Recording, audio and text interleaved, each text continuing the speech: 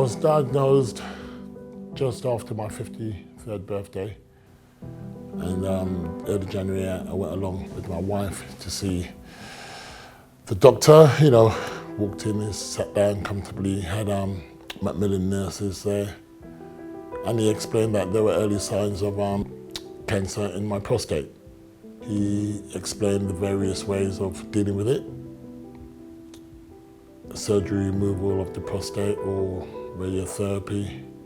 And he said to me, look, have time, take time, go away with this, discuss it.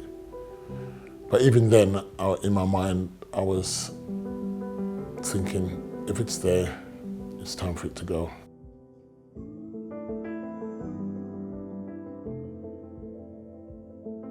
The more I thought about it, the more I wanted people to know about it. As strange as it is, some people keep these things private, but I felt this was not something I wanted to keep inside of me. And I went to my desk, got my phone, and I'm in a couple of WhatsApp groups, mainly men. And I sent out a 2-3 minute message to them saying, guys, I've just come back from the hospital. I've been diagnosed with prostate cancer. It's early stages. I want you guys to be aware of this. And I left a 2 or 3 minutes message and got phone calls and texts all day saying, oh my words, Chris, that was brave of you, but I never thought it was brave of me. I just thought I was giving them a message. I was giving them an early warning of what was happening to us.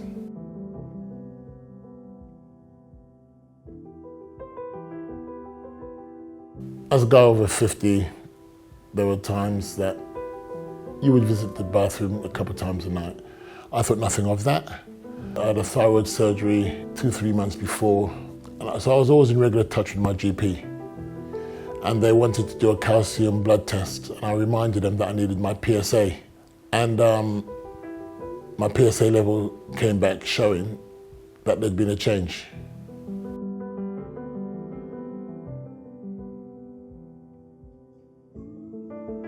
I had a physical examination 6 years back. That was okay. And then I was informed of having a blood test, which made me more comfortable, because this physical examination is something that some of my friends they would joke about it. They were uncomfortable with it. There was this stigma of, as men, we were just not comfortable with that physical examination. And when this PSA blood test came out for me, I was able to pass on that and say, hey, physical examination's there. However, a yearly blood test with your GP would give a level that would help support and keep you on track. Since my diagnosis, and it was early, I think I've woken up a few people of having that PSA test done.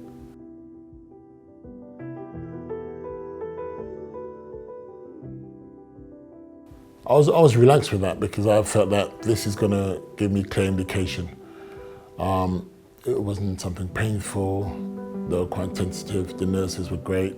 It was quite relaxing. Went in, had a scan, and then I waited a week for the results. Then a week later, if you don't hear nothing, normally it's good news, but when you get that call, you think, and then I got a call saying I had to go for a biopsy. And it came back that I was positive. Macmillan nurses were introduced to me, and they gave me their card, and they said if there's any questions they want to speak, if I want to speak to anybody about it, let them know. Call them up, they'll be available. You don't lock yourself in a dark room and feel like you're alone. Use your family, use your network, but don't go reading too much. I tried not to read too much at that stage. For me, I'm aware I had a lot of family and friends who have passed away with cancer, but I did not want to be thinking along them lines.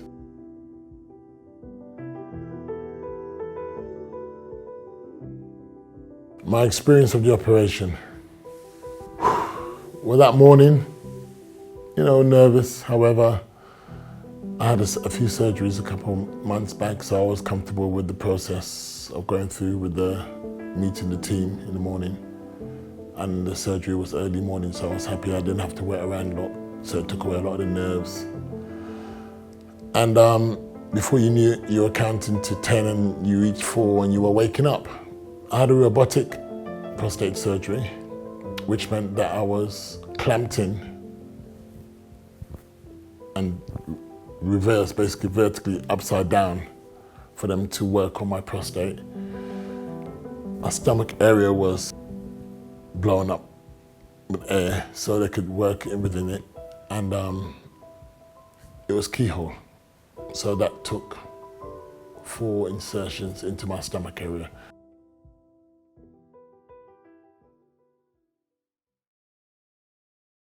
I did not know what pain to expect because it's my prostate that was being removed. However, down there was not painful. The painful was other parts of your body because of how they had to get to the prostate. So it took my mind off the fact that I didn't have a prostate. I was connected to a catheter bag, so going to the bathroom wasn't an issue. It was more the bodily pains. And that was something that I felt they could have maybe informed me a bit more of, just so I could just be a bit more aware, because I just felt as if something was wrong. I had these pains in my stomach and I had to wait until the doctors came round, which wasn't straight away.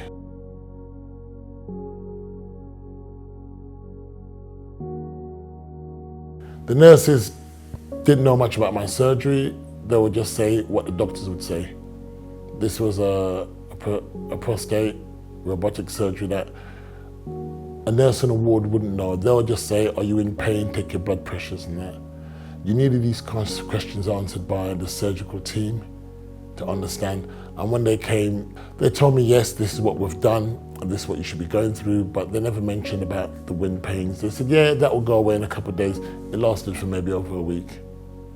And that made me very uncomfortable going through my recovery.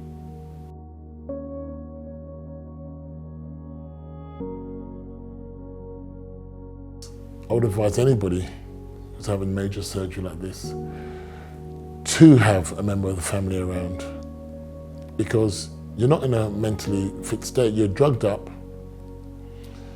You're in pain that takes away things that, just cleans your mind. You're not able to think straight. My family members were able to ask the right questions because they were aware. And when I was sleeping, when the doctors and them came around there, asked those questions.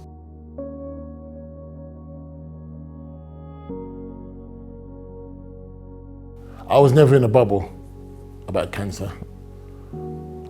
I lost a dear friend 3.5 years ago. He got diagnosed on a Wednesday, and the following Wednesday, he was dead. I got diagnosed in January,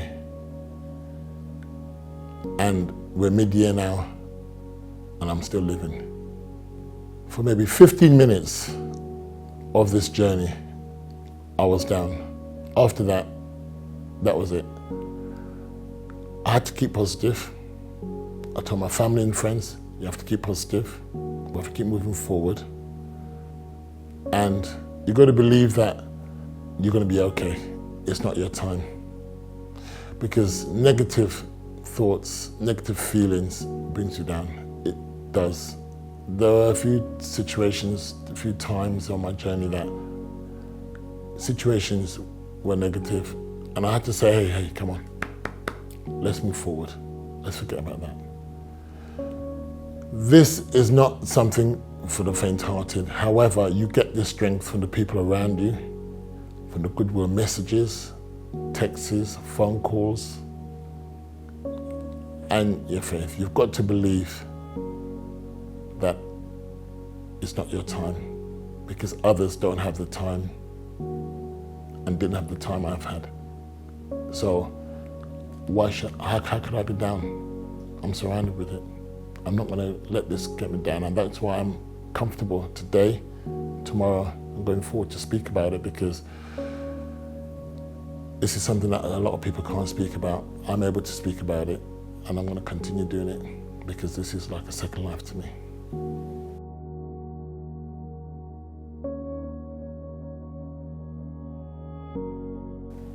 What would I change? To be here today, I wouldn't change nothing, to be honest, if I wanted to say that. But if I want to maybe make it more comfortable for people going forward, rather than change, because how could I want to change something that's brought me here today?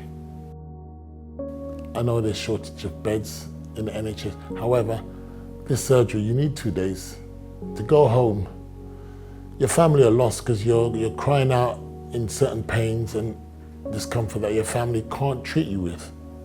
I spoke to people in my community that helped me through this.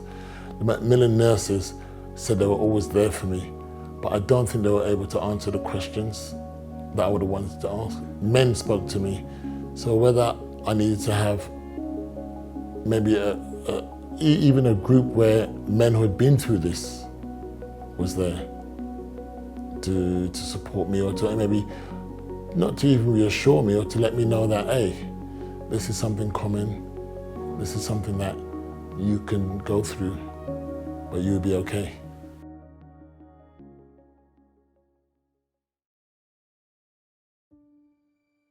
I'm looking at the GPs, NHS system, looking to add a blood test, for making it compulsory for men to get a blood test. When I say compulsory, part of your regular health check. Just like when you reach 50, they have regular health checks coming in. The ladies have their formal health checks, much more common.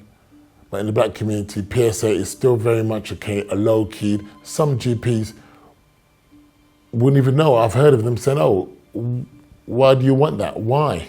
They're questioning. You wouldn't say to a lady, why do you want a mammogram, or why do you want a breast scan? You wouldn't say that. You would say, oh, that's part of your yearly screening. I think PSA for the black community needs to be brought along.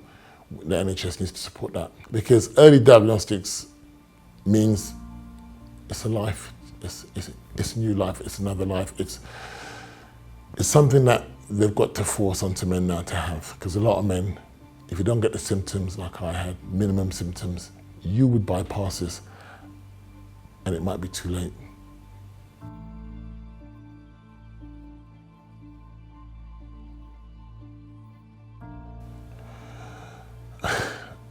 My message to other black men watching this video would be, here today, gone tomorrow. Don't take your life for granted. Look around you, look at the things you enjoy, your family, your friends, the environment you live in. We don't know what's happening internally, but by going along to your GP and having a PSA test, checking your prostate, along with other health checks, means that you could end up diagnosing a cancerous, life-threatening disease early. Do not take it for granted. Do not say you're actively doing sports, you're in the gym, you eat good. Forget those things. Go along and get yourself tested, regardless of your physical and mental condition. This is not a joke. This is life. As I said before, some people don't have a chance.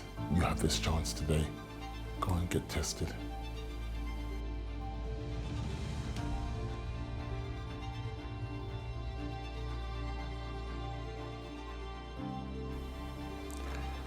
How does it feel to be a survivor? It feels great. Great to be alive. Great to know that I followed the simple steps of doing a yearly check. I'm using this opportunity that I'm alive to tell them they could also extend their lives. Who knows what will happen tomorrow, but at least by being a survivor, by doing my checks, going through what I've gone through, means I could go and tell other people. There's an opportunity for you to extend your life, and being naive and being lazy, taking things for granted, not looking after your body, not doing your regular checks, could cost you your life. I'm a survivor. I'm feeling good. I'm looking to be more positive in what I do and continue talking about it until the very end.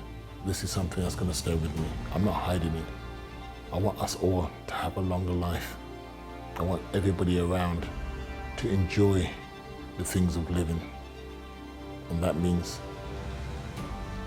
keeping positive, keep your faith, keep your family, keep your friends, keep your life. It's a good feeling.